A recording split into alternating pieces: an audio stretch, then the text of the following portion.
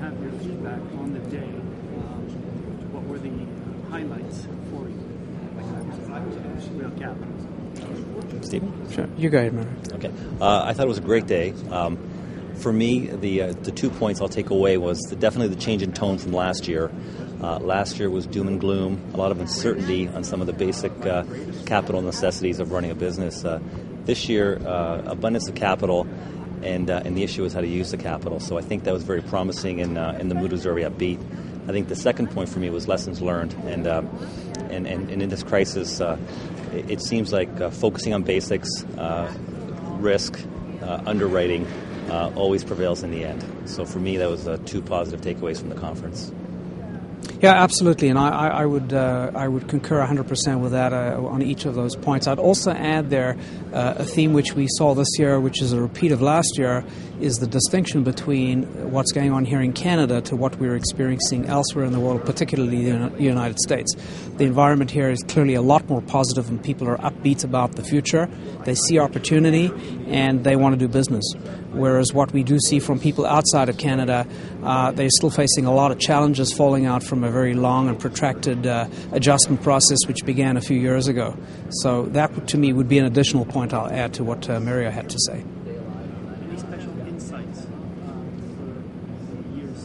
for the year ahead? I think it's going to be a very, very positive year. I think people are their businesses are stable. Economically, I think Canada's in great shape, so we're not worried about bankruptcies or and tenant issues. And I think it's just a matter of being patient and looking for opportunities, and they may come in different forms and in different geographies. But everybody has a business plan this year, and so I think that's really, really positive. Yeah, I think the other issue for the Canadian real estate sector, which is coming through clearly, is that it is inextricably tied to the underlying economy, and of course that ultimately translates into growth in jobs.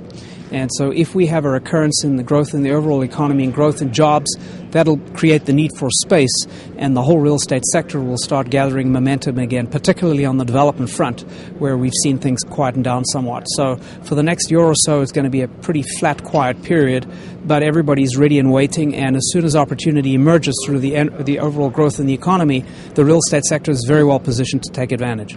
And I think one of the points mentioned in the last panel is people around the world are looking for yield, and Canada has the stability to offer that. So I think you'll see inflows of capital being very strong throughout the year and beyond. So I think that gives us a great foundation to take advantage of these circumstances as they arise. Yeah, and I'd add to that, just this is perhaps a little self-serving being in the banking industry, but the Canadian banks are in fantastic condition.